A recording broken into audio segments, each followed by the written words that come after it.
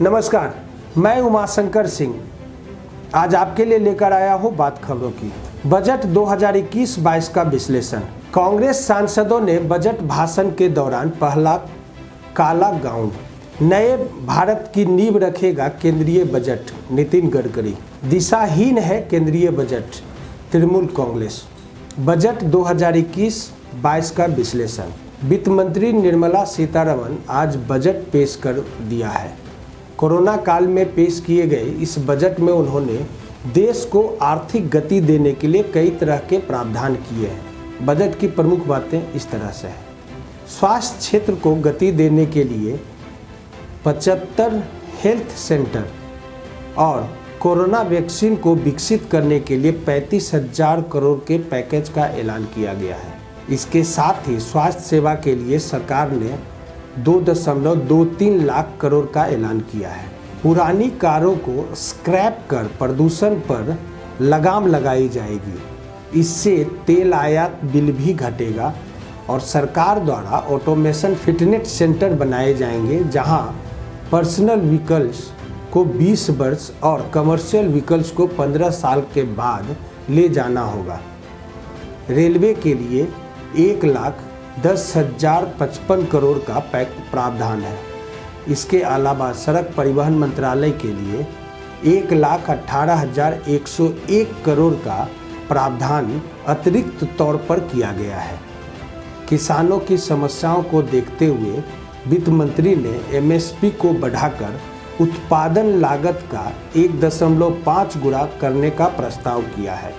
सरकार एक पोर्टल बनाएगी जो विशेषकर असंगठित क्षेत्र के मजदूरों के लिए होगा, जैसे बिल्डिंग कंस्ट्रक्शन में लगे मजदूरों के फूड, हेल्थ, हाउसिंग स्किल्स बढ़ाने की शुरुआत की जाएगी। वित्त मंत्री ने इंफ्रास्ट्रक्चर में भी विदेश निवेश पर 100% छूट देने का प्रस्ताव रखा है। रियायती दर पर भी सभी को घर देने की योजना के तहत ऋण के तौर पर ली गई 1.5 लाख रुपए तक की राशि के लिए ब्याज पर मिलने वाली छूट की सीमा को भी बढ़ाने का प्रस्ताव रखा गया है। तांबे, सोना, चांदी पर कस्टम ड्यूटी कम की गई है, जबकि मोबाइल उपकरण, कॉटन और कुछ अन्य ऑटो पार्ट्स और सोलर इन्वर्टर्स पर इसको बढ़ाया गया है। 75 वर्ष की आयु से ऊपर के लोगों को टैक्स में छूट दी गई है। एक देश एक राशन कार्ड योजना लागू होगी। बीमा क्षेत्र में 74% तक एफडीआई का प्रस्ताव है। वायु प्रदूषण से निपटने के लिए 2,217 करोड़ रुपए का आवंटन किया गया है। प्रवासी मजदूर साथी श्रमिकों के लिए न्यूनतम वेतन योजना लागू की गई है। जीएसटी में थोड़ा काटछांट के बाद जीएसटी पूर्णतः और पूर्ववत ही होगा। इंफ्रास्ट्रक्चर में वित्त मंत्री ने 100% विदेशी निवेश का प्रस्ताव रखा है। उनका कहना है कि इस पर आने वाली शिकायतों को दूर किया जाएगा।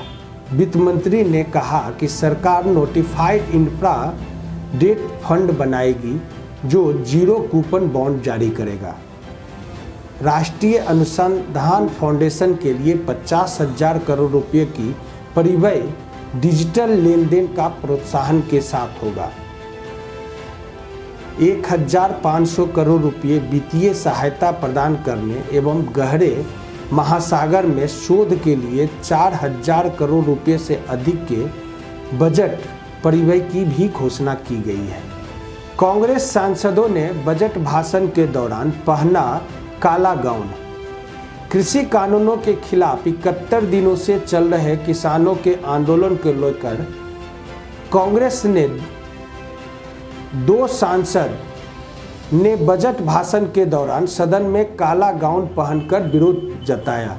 पंजाब के कांग्रेस सांसद जसबीर सिंह गिल और गुरजीत सिंह औजला ने अपने गांव पर काले कानून वापस लो और खेत मजदूरों को धोखा मत दो के नारे लिखे थे।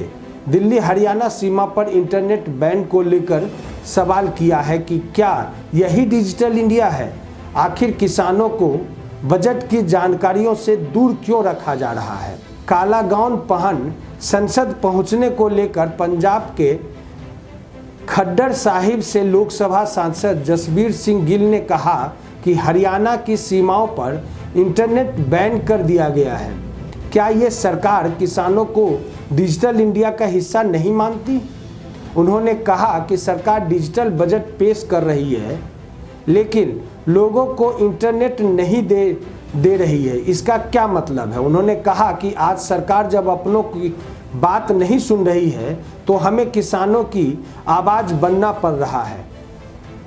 पंजाब के अमृतसर से सांसद गुरजीत सिंह औजला ने कहा कि जिन लोगों के लिए बजट पेश किया जा रहा है वे किसान मजदूर सड़कों पर है।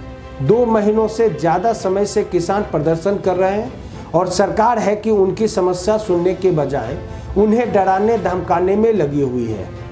नए भारत की नींव रखेगा केंद्रीय बजट। नितिन गडकरी। केंद्रीय सड़क परिवहन एवं राजमार्ग मंत्री नितिन गडकरी ने आम बजट की सराहना करते हुए कहा, वित्त मंत्री निर्मला सीतारमण ने जो बजट पेश किया है वो नए भारत की नींव रखेगा और 130 करोड़ भारतवासियों की जिंदगी बेहतर करेगा। दिशाहीन है केंद्रीय बजट। तृणमूल कांग्रेस। केंद्रीय वित्त मंत्री निर्मला सीतारमण ने सोमवार को पहला पेपरलेस बजट पेश किया है। इसमें बंगाल के लिए सड़क निर्माण समेत कई अन्य परियोजनाओं की घोषणा की गई है। हालांकि राज्य की सत्तारूढ़ पार्टी तृणमूल कांग्रेस के नज़र में ये दिशाहीन बजट ही है। पार्टी के राज्यसभा सांसद और राष्ट्रीय प्रवक्ता डेरेक ओ ब्रायन ने कहा कि भारत का पहला पेपरलेस बजट भी 100% दिशाहीन है। इस नकली बजट का एकमात्र मकसद भारत को बेचना है। ब्राउन ने बजट पेश होने के बाद ट्वीट कर इसकी खामियां को गिनाया। इसमें उन्होंने कहा कि केंद्र ने रेलवे को बेच दिया, हवाई अड्डे को बेच दिया, बंदरगाहों को बेच दिया, इंश्योरेंस को बेच दिया, 23 PSU भी बेचे। उन्होंने कहा कि बजट में आम लोगों की अनदेखी की गई है, किसानों की अनदेखी की गई है। इससे अमीर और अमीर होंगे, मध्यम वर्ग को कुछ नहीं मिलेगा और गरीब हो जाएंगे। अपने ट्वीट में डेरेन ने दावा किया कि ममता बनर्जी के शासनकाल में बंगाल में बड़े पैमाने पर सड़क निर्माण हुए हैं। आंकड़ों का जिक्र करते हुए उन्होंने कहा कि वाम मोर्चा के शासनकाल के दौरान 2011 तक केवल 29,705 किलोमीटर ग्रामीण सड़कें बनी हैं, जबकि 2011 से लेकर 2020 तक पश्चिम बंगाल सरकार ने 88,841 किलोमीटर ग्रामीण सड़कें विकसित की है। उन्होंने कहा है कि बंगाल जो कल करता है वह केंद्र सरकार आज केवल बात करती है। बंगाल में 625 किलोमीटर सड़कें बनाने के केंद्र सरकार की घोषणा का जिक्र करते हुए उन्होंने कहा कि केंद्र सरकार ने बजट में बंगाल के लिए केवल 625 किलोमीटर सड़क बनाने की बात कही है, जबकि बंगाल सरकार ने 2018 से 2019 के बीच 5,111 किलोमीटर की नई सड़कें बनाई है। आज के लिए इतना ही। आप हमारे फेसबुक और यूट्यूब चैनल को यूं ही लाइक और सब्सक्राइब करते रहें। नमस्कार।